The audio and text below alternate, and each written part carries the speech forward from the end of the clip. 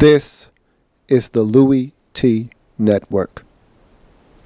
Hey, either you're outside or you're in the lab room.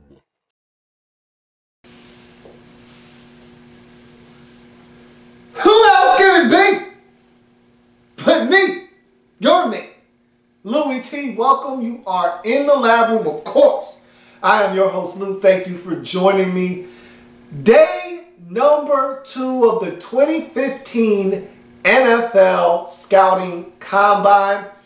Quarterbacks, and you know those are your big money guys. Those are the big fish, 2 in particular, Marcus Mariota and Jameis Winston on display, both participating in the Combine, which you know is music to my ears. It's one of my 3 things I'm really looking for at the Combine. I'm looking for guys to compete, both of which of these guys said, hey, I'm going to throw, I'm going to let it rip at the Combine, which I love it. I want to see more of it. I don't understand why guys don't want to participate. With all eyes on them, all 32 teams represented at the Combine, why not go out and put on a show when the lights are their brightest? And the wide receiver position, me having aspirations of being a receiver once upon a time, I have an affinity for the receiver position, always paid a little bit more attention to that position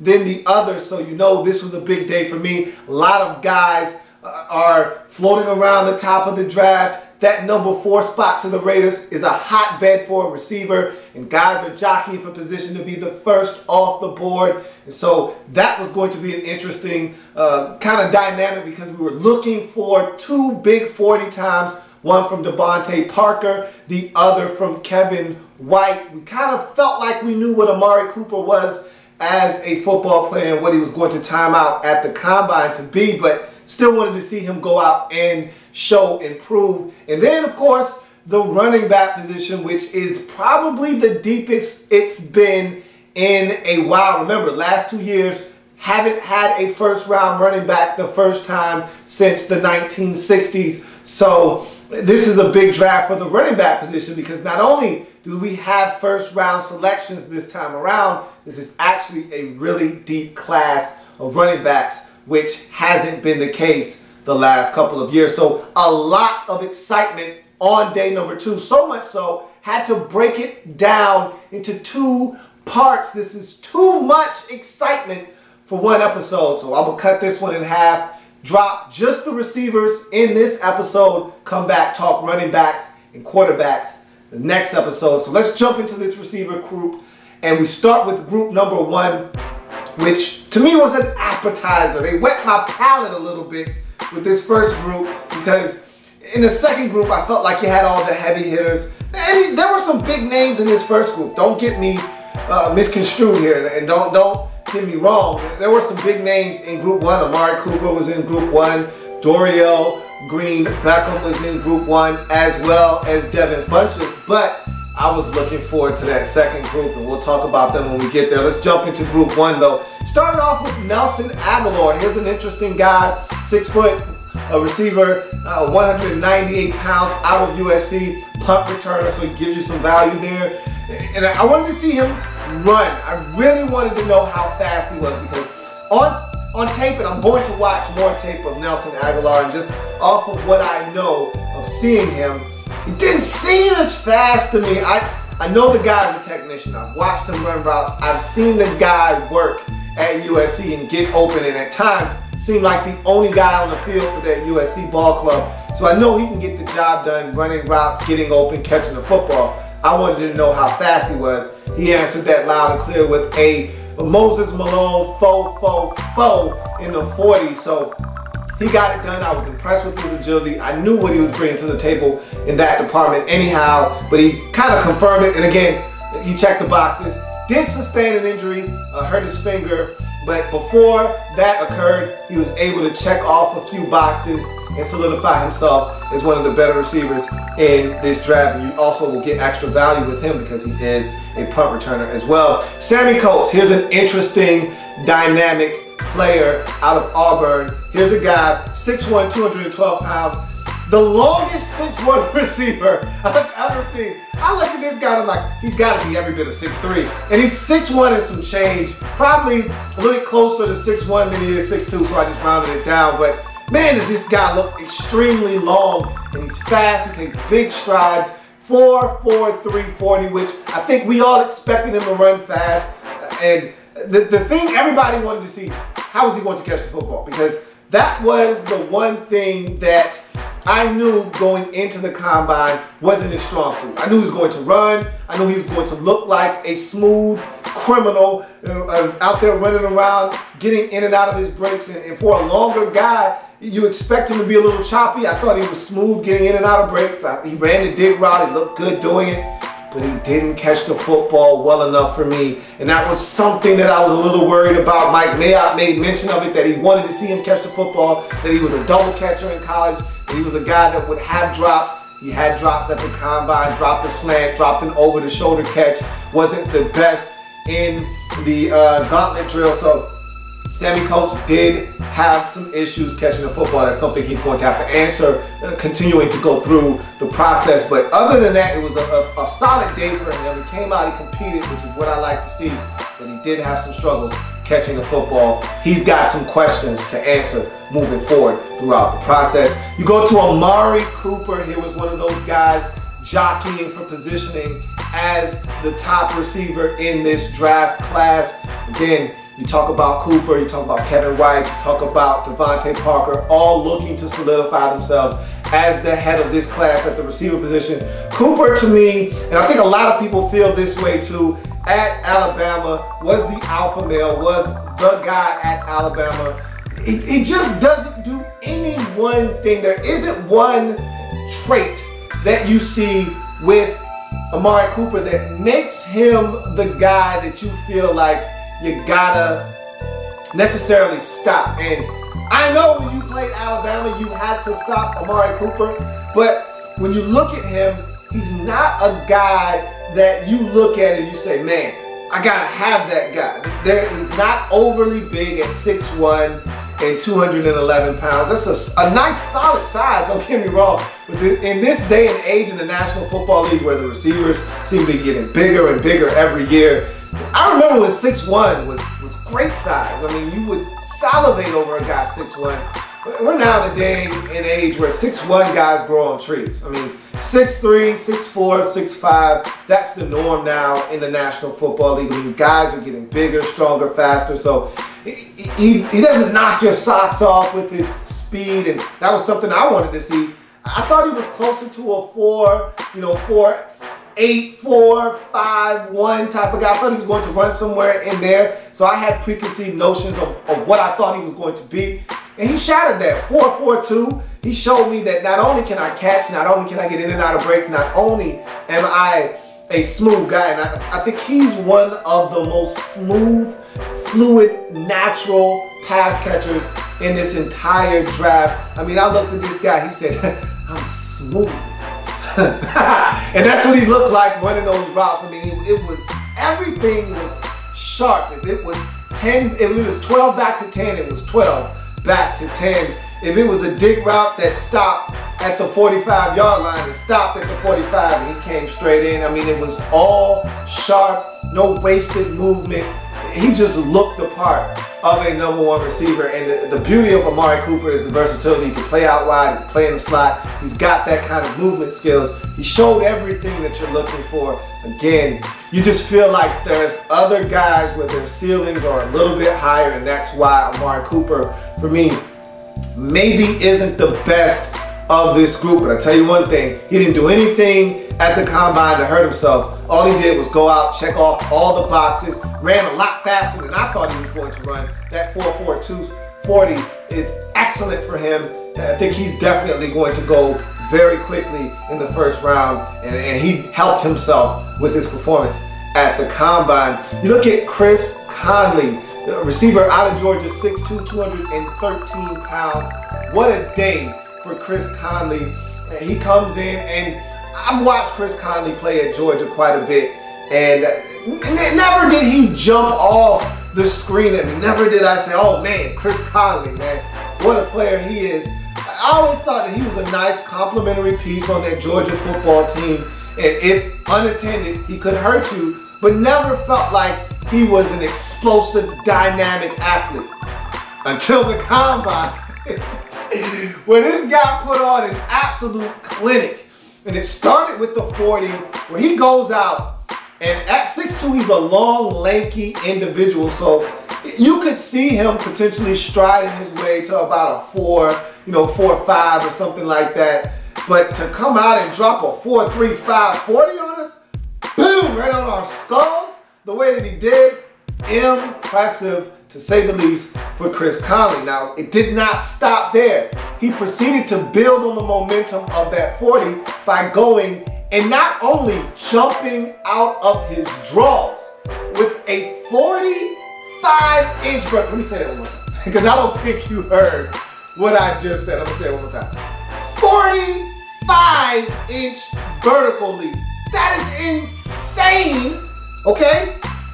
But then he follows that up with an 11.7 or an 11.7 broad jump, which again is staggering for anyone, let alone a guy that's 6'2", 213 pounds. So, wow, that is some explosion, and it all makes sense because you look at the explosion from the vert and the broad jump, and it translates to that 4.35 40. So it all kind of comes together in a nice, neat package known as Chris Conley. Now, you get to the on-the-field drills. He did drop the football, but again, with those numbers, those measurables, and those times, you got to go back. And even Mike Mayock said it himself, I've got to go back and put tape on this kid just because I didn't even really look at him. I overlooked him. I glossed over him because he was an afterthought. With those kind of numbers, you must pay attention. And that's what I talk about with the combine. It's not going to change your perception of who he is on tape. All it did was make you have to go back and refer to the tape, which is what the combine is all about. Chris Conley woke some people up. I know he woke me up. He smacked the hell out of me. I'm up. If I was dozing off on him, I am up, wide awake now. And so Chris Conley definitely helped himself. If nothing else, garnered some attention at the combine. You go on to Stephon Diggs. Here's a kid out of Maryland. Mike Mayock said, dynamic with the football. The last time Mike Mayock told me a guy was dynamic with the football in his hands, it was Cordell Patterson. We've seen his work in the National Football League. So Stephon Diggs, special type of athlete at 6 feet, 195. I question his long distance speed.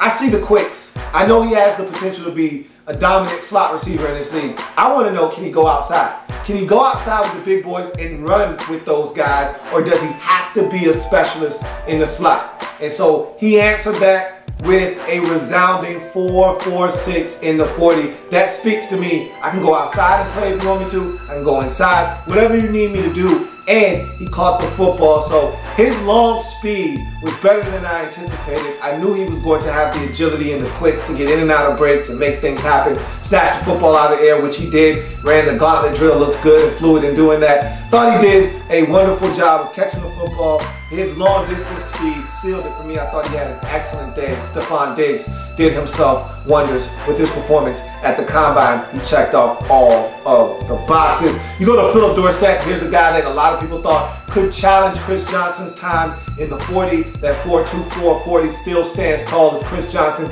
was not even sniffed. We won't talk about a guy that did approach him, but very tentatively. But Dorsett did not even come close. However, it's funny how we try to dismiss guys because they don't beat Chris Johnson's record. But let's not act like the guy still wasn't flying. This dude was moving.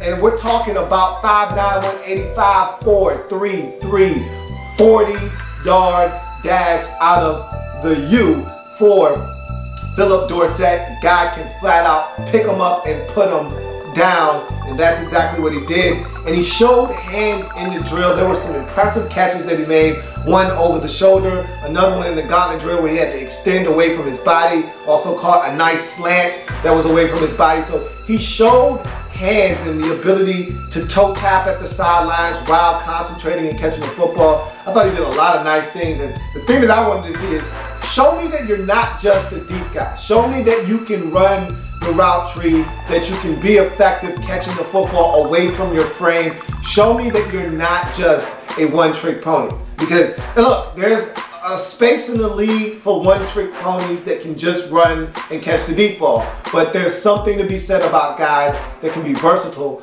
Catch the short ones, take it deep. Catch the deep ones, catch the intermediate ones, make things happen that way. And he looks the part of a guy that not necessarily will be running routes over the middle of the field, but you can run him on the slants, you can run him on the draggers, you can run him on the little hitches and the stops, and get him the football in his hands and allow him to work after the catch as well as run the 9 route. He looked good. I thought he played to his strengths at the combine, and I think he helped himself with a nice, productive day. Did the guy out of the U, Philip Dorsett. Go to Devin Funchess, big 6'4" receiver, 232 pounds, out of Michigan. I've been telling anyone who will listen to me, he is not a wide receiver. I followed his career at Michigan. He started out as a tight end and then made his way to wide receiver. He even switched to the #1, and you know that's a prestigious number at the University of Michigan.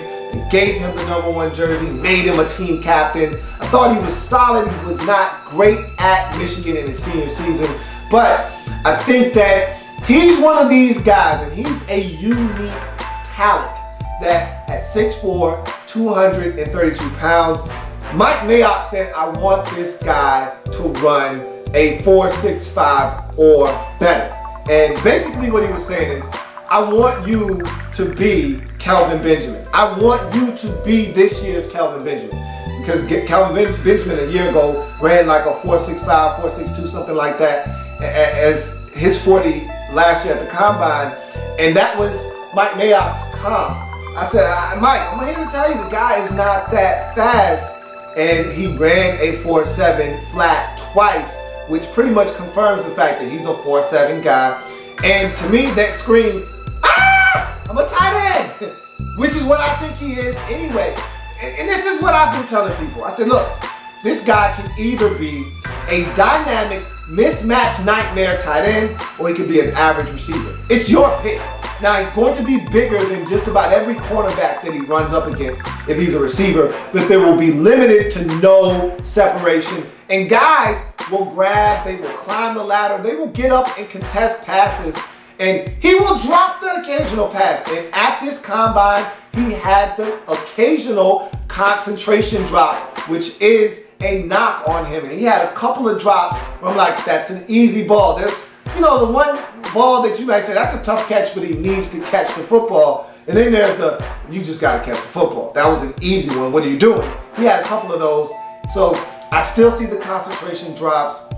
You can't teach 6'4", 232 pounds though. I think he's better suited to be a tight end. Look, in this league, he's going to find his way on the field. They're going to put him in advantageous situations. Whether he's a tight end receiver, he's going to be drafted fairly high, and he's going to have an impact in his rookie season if he's on the right club. I just felt like with the time that he ran and the drops, I did not think it was a particularly strong day for Devin Funchess. Dorial Green Beckham, DGB. And everybody wants to comp him with Calvin Johnson. And I always say, hold your horses, okay? First of all, Calvin Johnson, 6'5", 230, 235, was running like a 4.37 40. He was running a 4.4 flat. That dude could fly. Dorial Green Beckham, first of all, didn't play college football last year, and it showed at the combine. We'll talk about that in a second. But he's not anywhere near as fast as Calvin Johnson. Now, that being said, he's still raw, he's still big. You cannot teach 6'5", 237, okay? Either you're 6'5", 237, or you're not. And he is 6'5", 237, so that being said, there's a distinct advantage right there.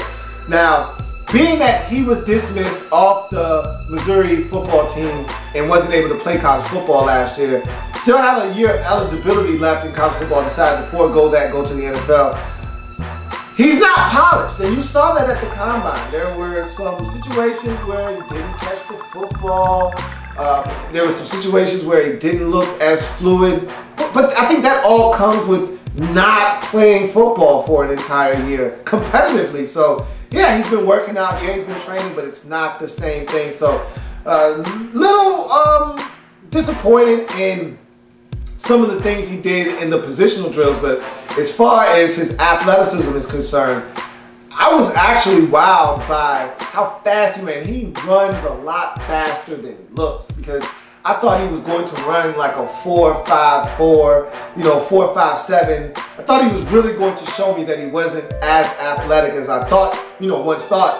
But he came out, he blazed the 4.540 his first time up, and then the second time he bettered it with the 4.49. And again, remember, all these times are unofficial. We'll learn later on what the exact times are, but either way, it's a heck of a time for a guy 6'5", 237 pounds. That's one heck of a time, and he's only going to get better again. Very raw, didn't play football last year. If he can keep the off the field stuff to a minimum, or to have it come to a cease altogether, this kid has all the tools you're looking for of a big-time playmaker in the National Football League. He did not hurt himself at all in this combine. I think he came in, made some big-time checks and some boxes. He looks the part. He's definitely going to get an opportunity to be a first-round pick and have a big impact moving forward in the National Football League. And finally, Rashad Green. Here's an overlooked receiver out of the University of Florida State, 5'11", 182, so very light in the pants. I question his long distance speed. I didn't think he was that fast. He's a heck of a route runner, gets in and out of his breaks quickly, but I wanted to relegate him to the slot. I don't think he can play outside with the big boys. Don't think he can make a lot of, and he did make some contested catches at Florida State, but don't think he's the type of guy you want going up against the other teams in your best corner, or even their second best corner necessarily. I think he's a guy that you want to work primarily in the slot because of his size. But he did show some long distance speed, running a 4.47 40, so he did somewhat surprise me there because I did not expect it, but he didn't seem as smooth an athlete as I thought. He seemed somewhat choppy. I didn't think that for a guy that ran the routes he ran at Florida State, that got open, that created separation because of his route running ability, expecting him to be a little bit more smooth than what he was. Maybe my expectations were a little bit higher than they should have been. Maybe they weren't. I can't really say. Just thought he would be a lot more smoother than what he was, but not to say that he had a bad day. I thought he was solid. I thought he checked boxes. I thought he showed that he can have some long distance speed, which was something that I questioned, but I just didn't feel like he was as fluid an athlete as I thought going into the day. But again, it does not change the fact that he was one of the most productive receivers in Florida State history. And the guy can catch the football and he can run routes. I thought he was solid, not great. Checked some boxes, you move on. That was group one of the wide receivers. A very solid group, but again, they just whet the appetite. I got the napkin under my neck. I got my fork. I got my knife. Bring me my steak. I'm ready for the entree. And that's what this second group was. And so you jump right into it. Tyler Lockett out of Kansas State. Here's the guy I've been watching for a couple of years now because of the speed. And I said, if this kid runs as fast as he looks on tape, if he catches the football the way that he did at K-State, he could be another one of these Deshaun Jackson types down the road. And so at 5'10", 182, he came and he blazed that 4.40 I was looking for, that 4.40. And so he ran a 4.4 flat, and that's exactly what I was looking for out of Tyler Lockett. He caught everything at the combine. I don't think I saw him allow a ball to hit the ground that was catchable. So to me, he checked all the boxes. He exceeded expectations. I love this guy, and I think he's going to be an impact player if he lands in a correct spot. He's one of those guys that if you're looking for speed, Chicago, then you need to start paying attention to guys like Tyler Lockett, who should be a priority for certain teams in the league. Kansas City. So, you move on to another guy, Devontae Parker. And I talked about that #1 wide receiver position and who was looking to be the first one off the board. Again, Oakland at #4 seems like the first spot where a receiver will start to garner attention. And I talked about the three guys kind of jockeying for that position. And Devontae Parker is right there in the middle of that group. Out of Louisville, 6'3", 209 pounds, really 6'2" and some change. I'm just going to go ahead and round it up because he's so close to 6'3". And here's a guy that makes catches, sometimes doesn't play to his height. I'm going to break all of these players down eventually. After the combine is over, I'm going to jump into what I'm going to call the Mayock Top 100, where I basically break down Mike Mayock's top 100 players in the draft, and I give you a thorough breakdown. I'm going to watch tape. I'm going to tell you what I've seen from these guys, so I think you'll enjoy that a little bit later on down the line. But here's a guy that makes some plays, and at the combine, thought he showcased great hands, which I think a lot of people already felt like they knew that that was one of his strong suits going into the combine. He checked that box. I thought his time in the 40, he ran a 4.45 unofficially again, and his other time was a 4.5 flat again. Both excellent times for a guy 6'3", 210 pounds. So you're talking about a guy going out and checking all of the right boxes. He disappointed me though. He cheated the game in the gauntlet twice. Not once, but twice. This man slow played me on the gauntlet. Don't cheat me, man. And again, what does that mean in the grand scheme of things? Absolutely nothing. I just want guys to go out and compete. And so you're supposed to run the gauntlet at full speed and catch the football. He cheated me twice. He made sure he ran at a nice leisurely pace and caught everything. Run the routes, run the drill the way it's supposed to be ran. He wanted to make sure he caught the football, and that he did. Thought he had a great day, caught the football, ran well, timed well. He checked all the boxes. He didn't hurt himself, he helped himself, but the problem was there was somebody better than him at the combine. We'll talk about him in a bit, but Devontae Parker definitely solidified his spot as one of the first receivers coming off the board in this April's draft. Devin Smith, product out of Ohio State. And if you didn't know who this guy was, he definitely made his presence felt in the first ever college football playoff.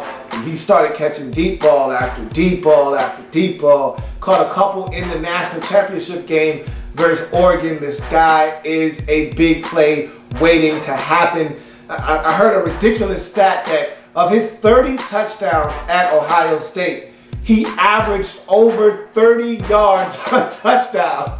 That is insane, but that's what great speed and excellent ball tracking ability can do for you. And that's exactly what Devin Smith possesses. At 6 feet, 196, he ran a 4.42 40. I think Mike Mayock thought he was going to run a lot faster than that. Mike Mayock was saying that he was going to run somewhere in between 4.35 and 4.39. He ended up running a 4.42, which, again, 4.39, 4.42, whatever, it's still blazing fast.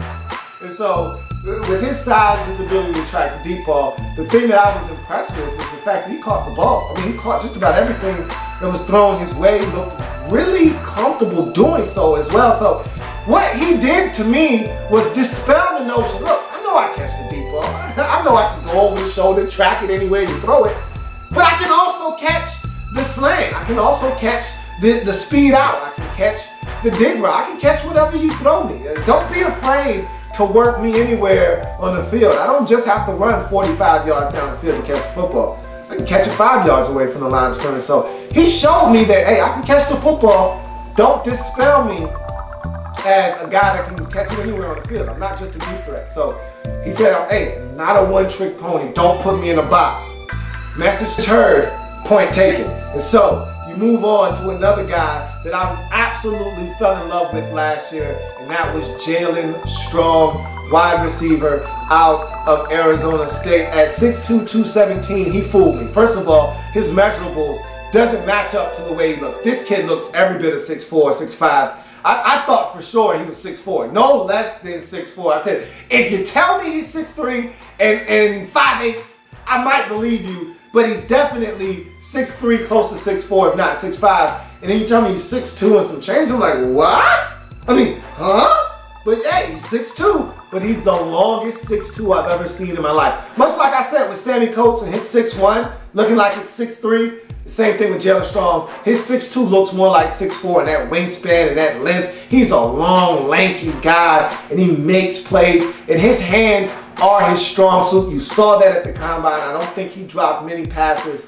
He caught just about everything. Didn't think he had a drop during the gauntlet, but it wasn't many drops. They were few and far between for Jalen Strong. And the thing I love about him is he high points the football. That catch against USC, that game winner, you had two guys sitting there from USC. I got it. And then this guy just comes out of nowhere, snatches it, runs into the end zone on a Hail Mary and wins the game. Jalen Strong, I thought, came out. And that 40 time, for me, it sealed it. I mean, because I already thought the guy's got hands, he can jump, he high points the football. To run a 4.40, he put that Moses Malone on him, that 4.44. That's all I needed to see from Jalen Strong. Check, check, and check. Check the boxes. That man made himself some money. He might end up in the first round with that performance at the combine. You go to the main event, the show stopper, the show stealer. This is the guy we all were waiting for. I think the most anticipated 40 of the weekend was Kevin White, wide receiver out of West Virginia. Everybody has been buzzing about this guy and his abilities. Mike Mayock put him on the top of his board at the wide receiver position, which a lot of people were putting Amari Cooper, even Devontae Parker. Not a lot of people had Kevin White atop their board. But Mike Mayock said, look, I've seen everything I need to see. I just need one final confirmation. That's the speed. If this guy can go out and time well in his 40 at the combine, I've seen all I need to see. And so everybody was basically on the edge of their seat saying, hey, what you got, man? What you got? And Kevin said, I'm gonna show you what I got. I got that heat for you. 4, 3, 5, 40. That man was blazing. And to follow it up with 4, 3, 6 confirms that wasn't a fluke the first time. That wasn't somebody with an erroneous stopwatch. I'm moving, I'm picking them up, I'm putting them down, I'm physical, I catch. He made it look easy. This is all I wrote in my notes. This is all I wrote in my notes. You ready? This is all I wrote in my notes for Kevin White. Yikes! He's legit. Everything he did at the combine looked easy. I swear, he was over there Staples buttoning easy in me. I'm like, oh, over the shoulder, tough one. Man, stop playing, man. The gauntlet, full speed, boom, boom, boom, boom, gone. I mean, everything he did looked effortless. The 40 looked smooth and clean and easy. It didn't look like he was struggling. We already know what kind of football player he is. For him to go out and time the way that he did, yikes. This guy's legit. And to me, Oakland Raiders, I think you can go ahead and turn the card in right now. If you're drafting a receiver, I think all of your questions have been answered. That's your man, Kevin White, to me, solidified himself atop the wide receiver group in 2015 with that performance at the combine. Again, his tape speaks for itself. That's his DNA. This was the cherry, boop, on the top.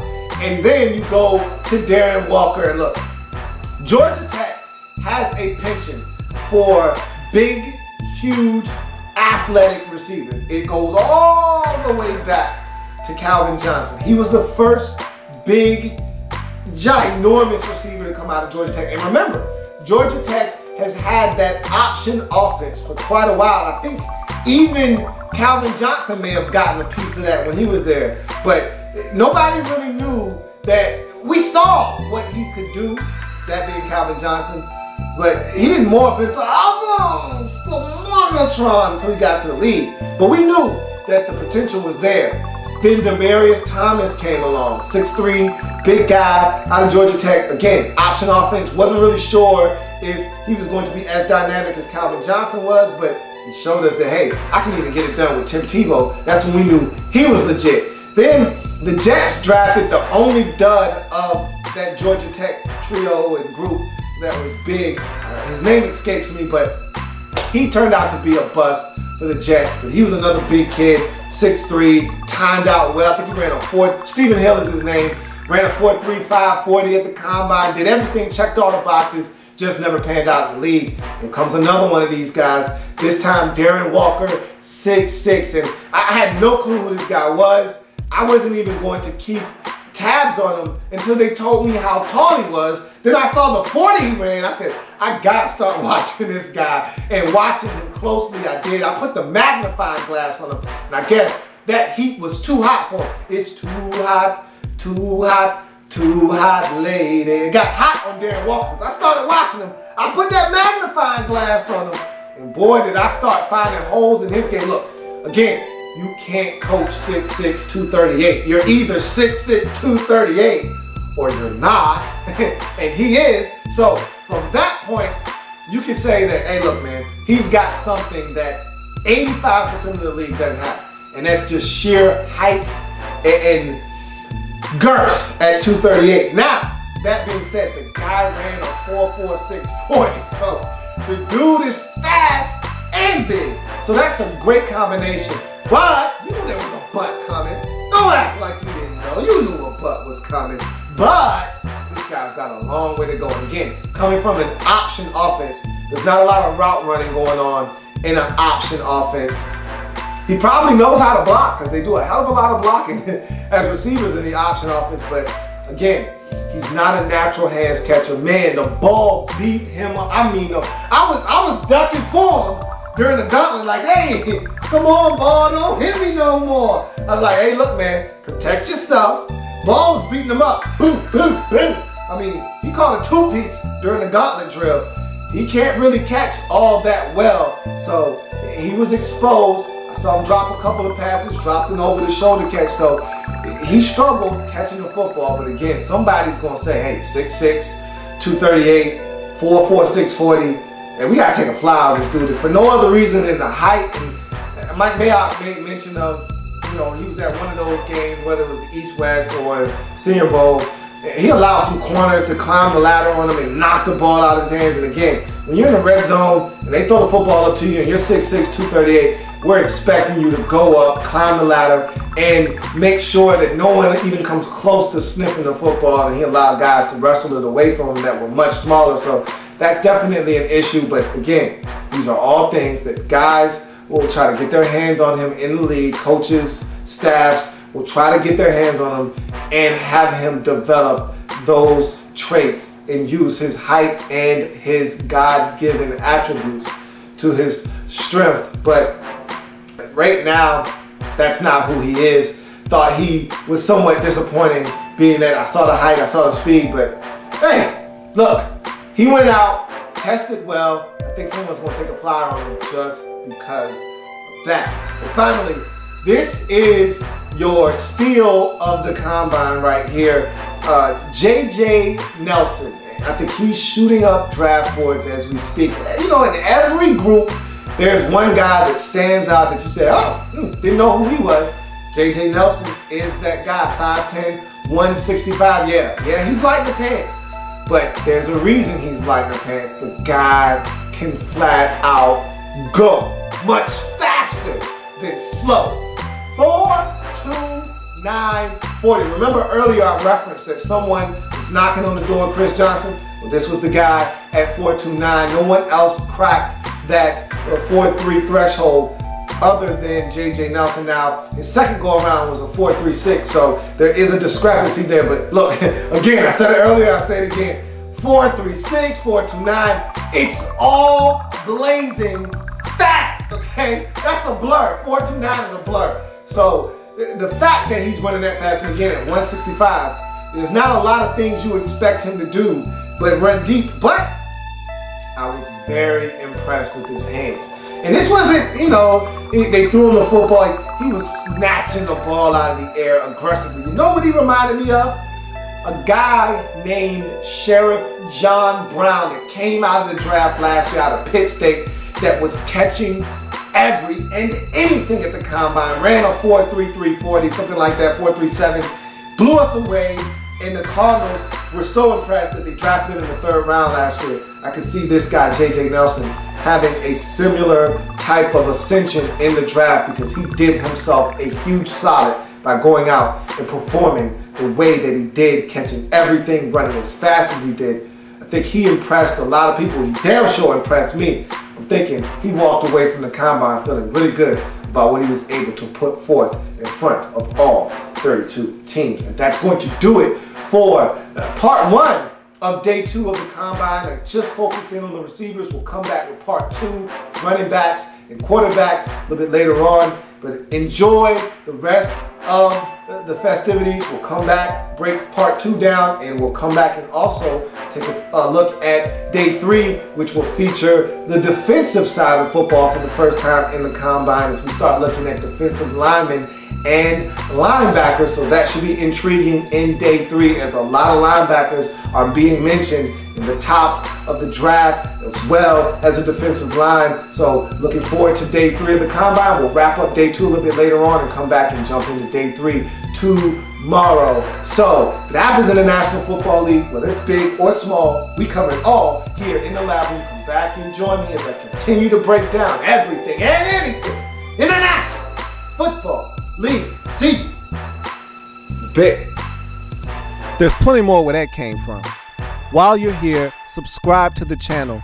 If you want more Louie T, be sure to follow me on Twitter at @InTheLabRoom, or you can like the Facebook page at In the Lab Room. That's In the Lab Room on Facebook and at In the Lab Room on Twitter. Don't forget, subscribe to the channel if you haven't already done so.